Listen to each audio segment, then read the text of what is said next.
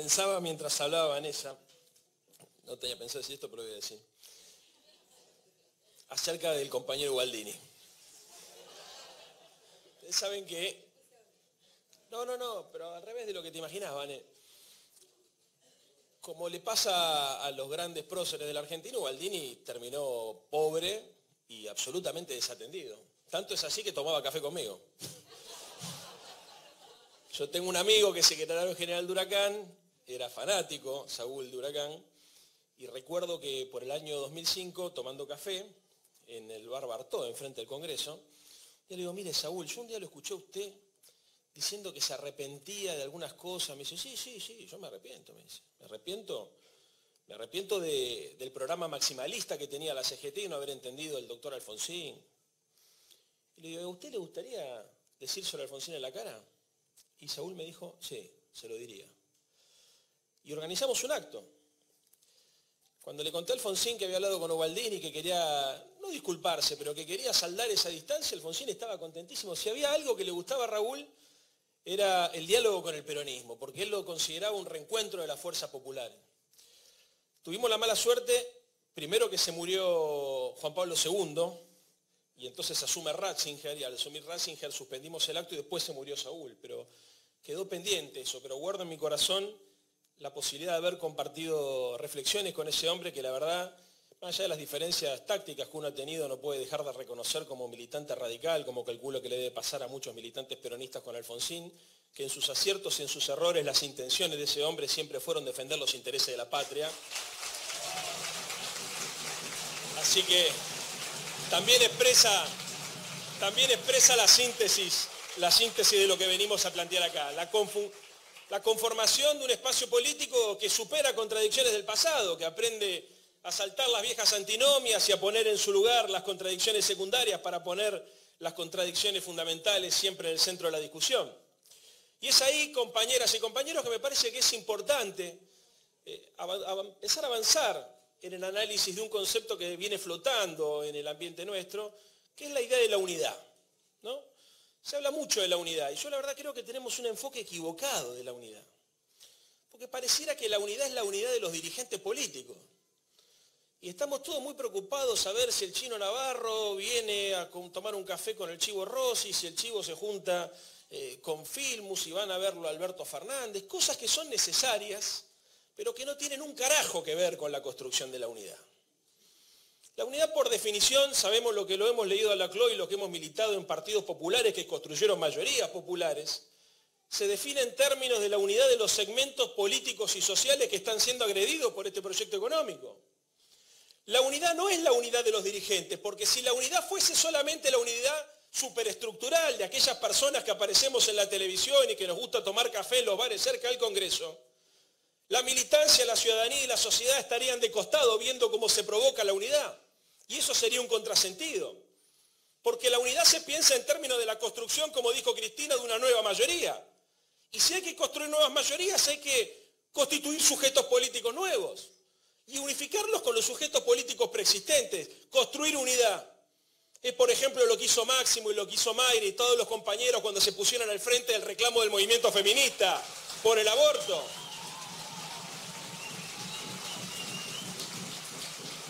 Construir unidad también es interpelar a los sujetos políticos y sociales que están apareciendo. Quien no entiende que el movimiento obrero ha cobrado una forma distinta porque aparece el trabajador precarizado como un nuevo sujeto, que por ahí no está encuadrado dentro de los convenios colectivos, pero que sin embargo está y existe, y que además vive angustiado porque la política no lo interpela. Algunos dirigentes suelen interpelarlo, pero no es un planteo estratégico nuestro, el tratar de identificar cuáles son los sectores sociales y políticos que no tienen expresión. Entonces, construir la unidad es imprescindible como metodología que arranque de abajo para arriba. Si nosotros no somos capaces de construir desde la base un proceso de unidad con los sectores sociales, políticos y culturales que constituyen la contraofensiva al neoliberalismo, vamos a quedar solamente en una suerte de unidad para la foto que se va a armar y se va a desarmar de acuerdo a cómo vayamos interpretando que evoluciona la opinión pública y si tenemos chance o no tenemos chances de integrar las listas de legisladores o las listas de diputados nacionales. Entonces, la unidad como proceso político es la unidad de los que tienen claro que lo que hay que hacer en la Argentina es confrontar contra el neoliberalismo. Y que el neoliberalismo no es solamente un proyecto económico, sino es fundamentalmente un proyecto cultural. Pelear contra el neoliberalismo significa, además de confrontar contra las medidas concretas de gobierno, como decía Vanessa recién, como puede ser la reforma previsional o la reforma laboral, es pelear por la construcción de una contrahegemonía, de un contradiscurso, que se plante sobre valores alternativos a los que propone el PRO. Hoy estos hijos de puta que están gobernando trabajan desde la perversidad de tratar de convencer a las víctimas del sistema que su condición casi fatalista es la de ser subordinados. Y tratan todo el tiempo de lograr y tratan permanentemente de convencernos que aceptemos la desigualdad como una situación natural. Entonces,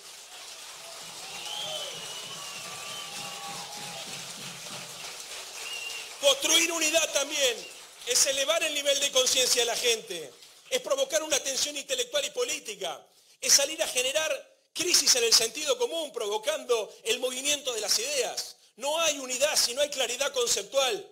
A los peronistas les enseñó el general Perón que la unidad de acción era consecuencia de la unidad de concepción. Y a mí en la Junta Coordinadora Nacional, cuando empecé a militar, me dijeron exactamente lo mismo. Si quieren tener capacidad de influir sobre la realidad, pónganse de acuerdo primero en el diagnóstico de lo que está pasando en la Argentina. Y hoy en la Argentina se está sucediendo una reforma cultural de carácter violento, más violento incluso, que la modificación en la estructura económica y social. El cambio cultural incluso es más perverso y más violento y es más profundo, porque se pauta y se monta sobre valores que son socialmente aceptados.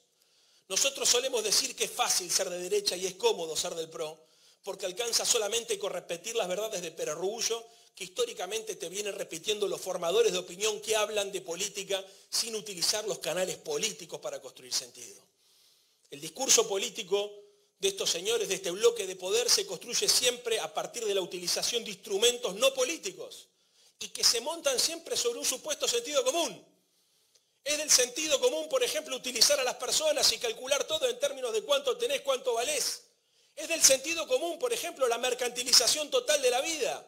Y entonces todos los bienes son comerciales y te dicen, por ejemplo, bueno, a ver, ¿cómo puede ser, por ejemplo, que venga un inmigrante y pretenda atenderse gratis en un hospital público nuestro?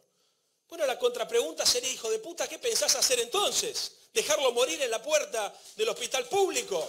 ¿Desentenderte de lo que le pasa a un compatriota? ¿Desentenderte de tu historia, que es la confluencia de corrientes inmigratorias?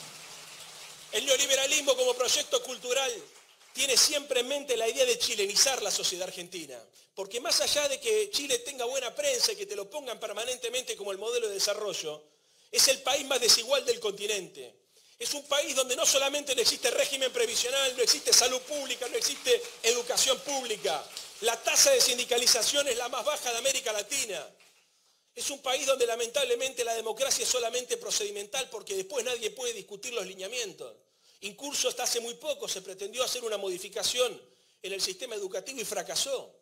La chilenización de la sociedad argentina, compañeras y compañeros, consiste esencialmente en destruir el proyecto del irigoyenismo y del peronismo, en tratar de convencernos que la desigualdad es el estado natural de las cosas y que frente a eso lo único que tenemos que hacer es resignarnos.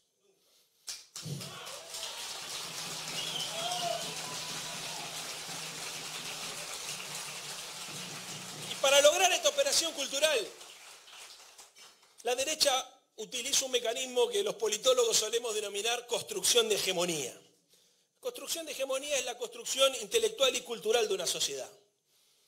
Y estos tipos, que si algo entienden es de comunicación y de construir sentido, y que sí lo han leído a Antonio Gramsci, para utilizarlo en sentido inverso, pero que lo han leído y lo aplican, han construido por lo menos 4 o 5 mitos que son interesantes que tengamos presentes porque nuestra tarea es la de desarmar ese sentido común neoliberal. El primer mito es el mito de que nosotros vivimos una fiesta populista, que en la Argentina se vivió por encima de las posibilidades de lo que daba el continente. Entonces, que vino Cristina un día y te convenció que tenías derecho a comprarte un auto, a irte de vacaciones o a tener tu casa, y que eso es imposible.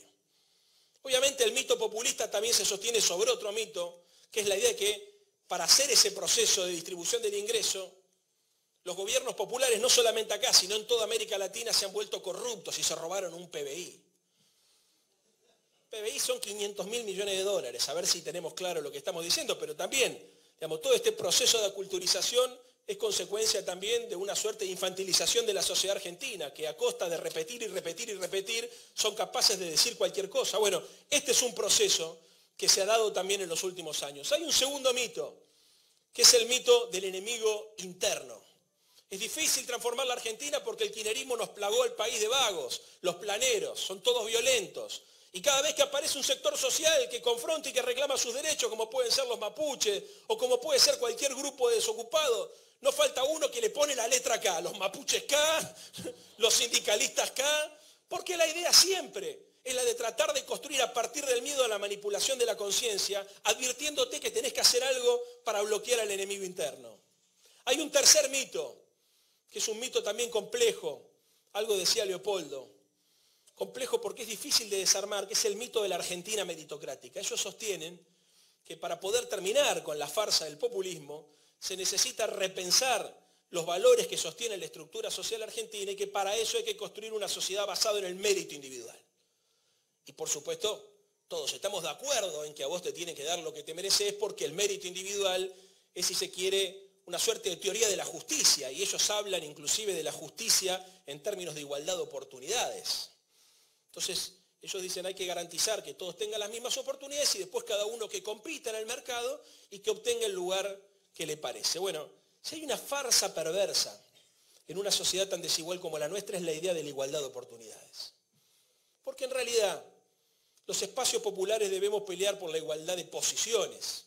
Y la igualdad de posiciones es conseguir que las diferencias que existen entre los distintos estamentos de la sociedad sean los más chicos posibles, porque inclusive de esa manera accedemos a la igualdad de oportunidades. Si las diferencias entre las clases sociales son enormes, no solamente conseguís una sociedad más violenta, más injusta y más desigual, sino que además te alejás de la posibilidad de que haya movilidad social y que haya igualdad de oportunidades. Y la meritocracia entonces empieza a trabajar en la construcción de un sujeto individualista y egoísta, que tiene como único objetivo el hecho de comprar y de competir. Ellos se definen por el verbo competir. Y nos vienen a convencer entonces que todo se compra y todo se vende, y uno vale en función de lo que tiene. Y ahí aparece el Dios del dinero como el gran ordenador y la religión del mercado. Y entonces el individualismo y el egoísmo se termina transformando no solamente en una sociedad de consumo, sino en una sociedad de mercado donde las personas somos como si fuéramos mercaderías intercambiables como cualquier valor. Y nos terminamos deshumanizando. Y esa cultura meritocrática, que es una cultura que penetra incluso en los sectores populares, es una cultura que tiene que ser advertida por el movimiento popular argentino, porque si no desarmamos el núcleo de valores que la sostiene va a ser imposible, en caso de que nos toque llegar al gobierno, desarmar desde las políticas públicas del Estado un entramado desigual y competitivo. Después vienen, ya para terminar, con el mito de la Argentina gradualista.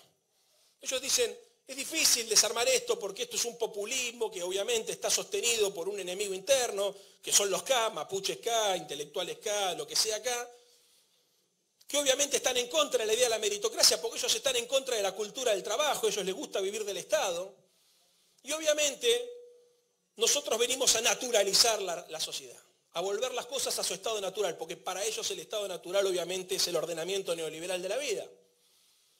Y en ese ordenamiento neoliberal dicen, somos gradualistas, nosotros vamos más despacio de lo que nos exigen algunos. Y acá es muy importante detenernos en este punto. Porque si algo este gobierno no es gradualista, este es un gobierno que ha aplicado políticas de shock. Lo que pasa es que construyeron una operación mediática instalando operadores intelectuales orgánicos de la derecha, operadores del sentido común, como el señor Broda, como el señor José Luis Espero, como el señor Milei, que corren por derecha al gobierno solamente para mostrarlo como si fueran moderados.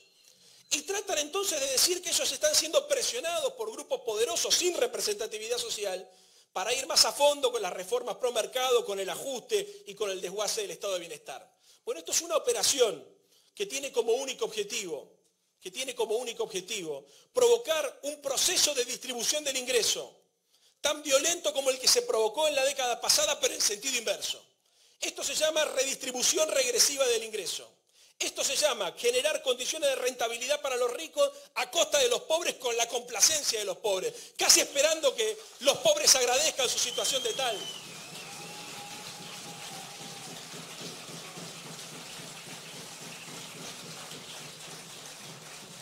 El proceso cultural entonces requiere obviamente, para poder ser llevado a la práctica, de un bloque de poder. Recién Moró hablaba de un bloque de poder. Bueno, obviamente no estamos peleando solamente contra un partido político. Si no estuviese Clarín, La Nación, los grupos hegemónicos, esto sería imposible. Pero también está el partido judicial, que es funcional esa estrategia. Y también obviamente el poder económico y financiero. Y hay una parte de la política. Hay un sector del peronismo colaboracionista que no se sonroja, por ejemplo, al reclamarle a los compañeros de América Latina que se vayan a atender a otros lugares, porque para ellos, por ejemplo, hay un senador nacional que dijo la vez pasada muy suelto de cuerpo que el problema del déficit fiscal de la Argentina tenía que ver con que venían tours de bolivianos y de peruanos a atenderse en los hospitales argentinos. Una vergüenza absolutamente delirante.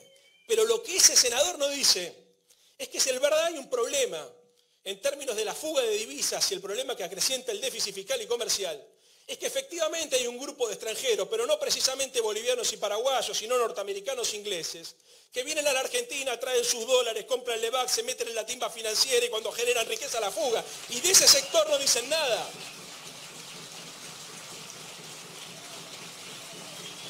Y en ese bloque de poder, además del peronismo colaboracionista, tenés al radicalismo entreguista. Miren, si hay algo que yo no logro entender, es cómo mujeres y varones que se formaron en el partido de Hipólito Yrigoyen son capaces de acompañar este bloque conservador. Los que nos afiliamos a la Unión Cívica Radical, en su momento, lo hicimos porque estábamos orgullosos de Hipólito Yrigoyen, que nacionalizó el petróleo y creó YPF.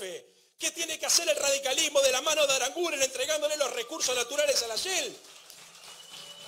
Y los que somos alfonsinistas, que nos pusimos orgullosos y que se nos infló el pecho cuando vimos que Raúl Alfonsín se paraba para discutir con los productores agropecuarios o con los grandes ganaderos y concentradores del ingreso en la sociedad rural, y que esa situación nos llenó para siempre de orgullo y de dignidad.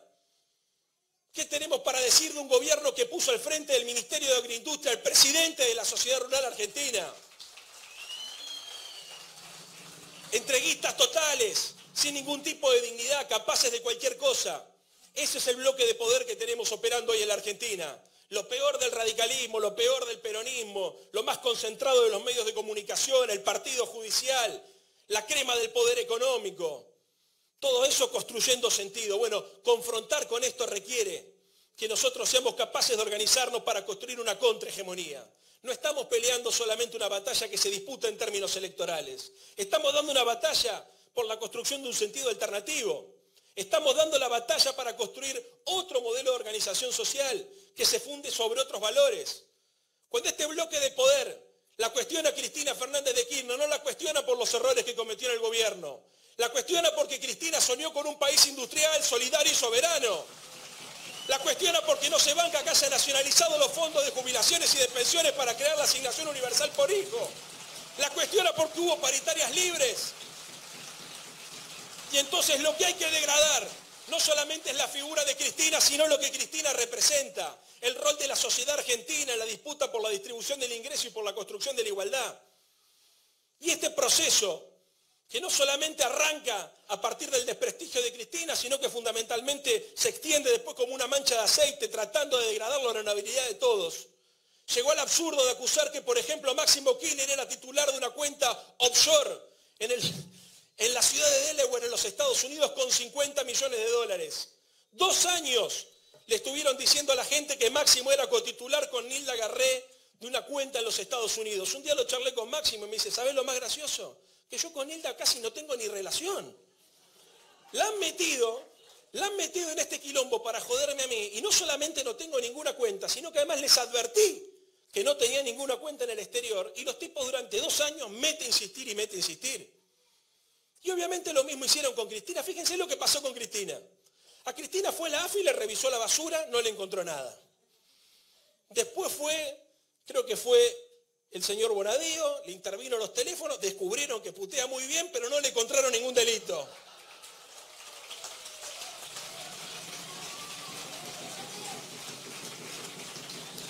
Le allanaron la casa en Santa Cruz y no apareció ninguna bóveda. Y mandaron exhortos a la justicia de Suiza a ver si tenía cuentas o sociedades offshore y no tenía ninguna. Ahora, el que sí tenía era Mauricio Macri.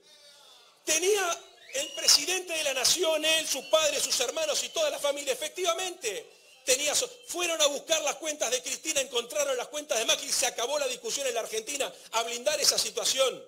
Y después uno se tiene que bancar al presidente de la nación diciendo, no es delito tener sociedades offshore. Por supuesto que no es delito. A ver, delito no es.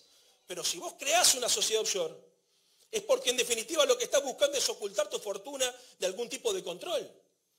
Y no es casual que pocos meses después hayan metido dentro de la ley de reparación histórica el artículo que permite el blanqueo.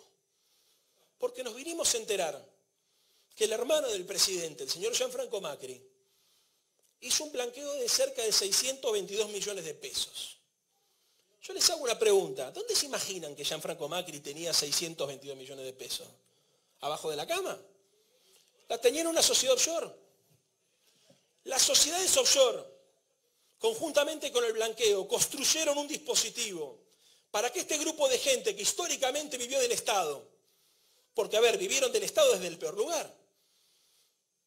Ellos que fueron históricamente la patria contratista nos acusaron a nosotros, que somos los hijos de la democracia, de vivir del Estado cuando después la realidad a partir del blanqueo te demuestra que fue todo lo contrario. Ahora, nosotros no solamente no tenemos dinero en el exterior, tenemos nuestro capital, nuestro humilde capital en la Argentina, sino que ellos no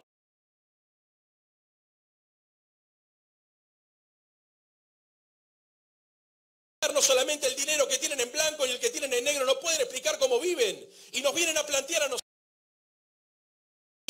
acerca de la ética en la Argentina. Todos nosotros cuando nos sumamos a la política, nos sumamos con la intención de transformar el mundo. Ellos se formaron desde que son muy pibes para hacer guita. La única ambición que tuvieron fue la de cambiar el auto. Nunca soñaron con cambiar la Argentina, con cambiar la estructura desigual. Se formaron para hacer guita. Y los pusieron al frente del Estado porque fueron eficientes para hacer guita. Y pareciera que en la lógica neoliberal eso alcanza para ser ministro. ¿Cómo no va a ser ministro el señor Aranguren o el señor Caputo si demostró que es bueno para hacer guita? Bueno, la política no tiene que ver con eso. La política tiene que ver con la construcción del bien común, no con la construcción del bien individual. La perversidad con la que estos tipos han llevado adelante un proceso de aculturización y de dopaje intelectual, la verdad que llama la atención. Y para eso, compañeras y compañeros, lo último que nosotros podemos hacer es resignarnos y naturalizar esta situación. Hay una batalla cultural que se tiene que dar a partir de la confrontación ética esencialmente. Nuestra batalla es por la ética. Y la ética entendida no solamente como la crítica a las conductas desviadas de los militantes o de los funcionarios, que obviamente hay que condenar, sino también la discusión ética acerca de en qué sentido tiene que estar puesto la dirección del Estado. Son corruptos cuando ponen el aparato del Estado solamente para enriquecerse ellos y la cúspide de la pirámide social a costa del beneficio del pueblo. Corrupción es poner al Estado al servicio de los poderosos para que las cuentas de la fiesta la terminen pagando los ricos. Y perversidad es, además de eso, desear que los pobres terminen justificándolos en una suerte de legado fatalista de la historia, asumiendo que su condición es la de subordinado social y que no tienen derecho a protestar. Por eso acierta Moró cuando les advierte a los peronistas que no solamente van contra el kirchnerismo, van también contra el peronismo y contra el movimiento obrero, porque tiene que desarticular esta construcción poderosa para llevar adelante este modelo social, económico y cultural excluyente. Y ahora sí, para terminar, uno muchas veces se pregunta cuál es nuestra utopía, cuál tiene que ser nuestro modelo a seguir, porque hay una ética que es una ética compleja, que como decíamos recién, estos tipos no son solamente paracaidistas polacos que vinieron a hacerse cargo del Estado para enriquecerse ellos porque sí. Estos responden a una lógica más profunda. Que sea posible en la Argentina llevar adelante este tipo de proyectos es porque hay cierta aceptación social, no nos vamos a engañar. Y la aceptación social tiene que ser confrontada con otra ética. Yo de los que cree que este es un debate esencialmente ético. Y la ética que tiene que confrontar contra la ética neoliberal es la ética que anida en el corazón de todos nosotros, que es la ética militante. Mire, la ética militante es la ética que se funda sobre la idea de la vocación de servicio y la vocación de poder. La ética militante es la que nos permite soñar con un futuro comunitario y que nos inhabilita la posibilidad de pensar nuestra vida solamente en términos de cómo nos vaya a nosotros. Ninguno de nosotros puede ser feliz solamente si le va bien a uno. Uno tiene esa concepción militante que te obliga todo el tiempo a ponerte del lado del que más sufre. La ética militante es la ética que nos lleva a comprometernos con el desarrollo de la vida de nuestra comunidad. La ética militante es la ética que nos obliga siempre a innovar, a crear y a provocar, a salir de la zona de confort en la cual podemos eventualmente estar para ponernos en una situación difícil y angustiante, que es la de tratar de pensarnos cómo hacemos para transformar desigualdades que llevan décadas y que son estructurales. Y siempre que se da esta discusión, se plantean algunas preguntas acerca de cómo hacer para llevar adelante esta ética militante. ¿Qué tiene que hacer la militancia? Yo creo que ahí hay tres elementos que nosotros tenemos que recuperar para hacer esta batalla cultural, esta construcción contrahegemónica. El primero es el humor. Porque el humor es una manifestación de la inteligencia y el humor sirve muchas veces para desarmar esos prejuicios neoliberales que anidan en el corazón de muchos de nuestros compatriotas. Con el humor se puede acceder a lugares de la inteligencia y el razonamiento que tal vez con una construcción más sólida, más armada, más orgánica, es más difícil. En segundo lugar es la ternura. Y la ternura es clave porque, como decía el Che, uno para tratar de transformar la sociedad tiene que endurecerse sin perder la ternura. Yo siempre pensé que el kirchnerismo sufrió mucho la muerte de Néstor porque Néstor condensaba esas dos cosas, el humor y la ternura.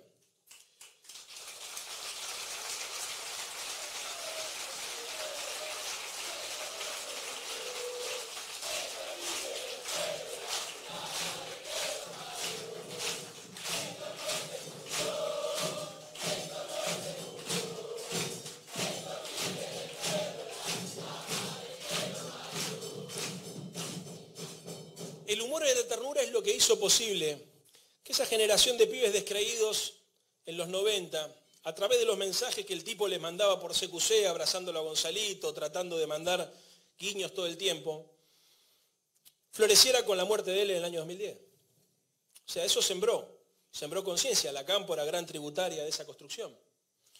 Y yo creo que, como consecuencia de la muerte de Néstor y de todo lo que fue el embate de la derecha para Cristina, tal vez el proyecto haya perdido un poco de esta característica. Haya perdido un poco del humor y de la ternura como herramientas para poder interpelar, ¿no es cierto?, esa actitud. Yo recuerdo, él siempre decía hay que ser transgresores, ¿no? Hay que ser... Yo, a pesar de que no sé cómo se llevarían entre ellos, pero a mí me hacía acordar al Alfonsín que nos decía que había que ser rebeldes, ¿no? Porque no había que conformarse con la realidad, había que desafiarla. Y la manera de desafiarla era con la ternura y el humor. Pero hay un tercer elemento, que es un elemento indispensable, imprescindible para poder encarar todo esto, porque por más que nosotros seamos inteligentes y tratemos de ser tiernos y nos pongamos siempre en el lugar del que más sufre, buscando interpelar y buscando abrir la conciencia, nos vamos a encontrar con instancias de defensa de lo que existe muy fuerte. Y ellos son muy poderosos y muy creativos. Y con humor y con ternura no alcanza. Por eso hay una tercera dimensión, que yo creo que es la dimensión que nosotros tenemos que lograr galvanizar en este proceso de construcción de contrahegemonía, que es la que aporta Cristina, que es la dimensión de la pasión. Si nosotros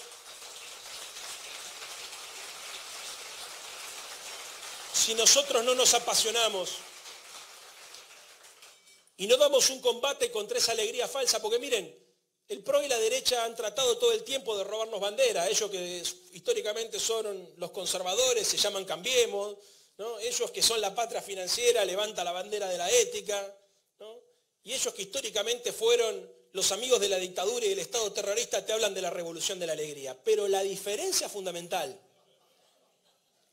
entre la alegría y la pasión es que la alegría es un sentimiento que se manifiesta siempre en términos individuales. ¿Saben por qué ellos no pueden descubrir la pasión como hecho social, como manifestación social? Porque la pasión se ejerce solamente de manera colectiva. Uno no se puede apasionar individualmente, uno por lo menos necesita de dos para apasionarse. Y la construcción de la Argentina es la construcción de una comunidad, es la batalla entre lo colectivo versus lo individual. Así que si tenemos un desafío, compañeras y compañeros, es la de recuperar la pasión, poner la pasión al servicio de la política, del cambio en la sociedad. Levantemos la bandera con alegría, con pasión, con humildad y con trabajo y con sacrificio, para volver en el 2019, para volver no solamente al gobierno, sino para recuperar la iniciativa política y volver al poder. Sigamos peleando, fuerza. Gracias Maxi por venir a cerrar este encuentro y nos vemos en la calle mañana el 24 de marzo a las 9 en la ESMA.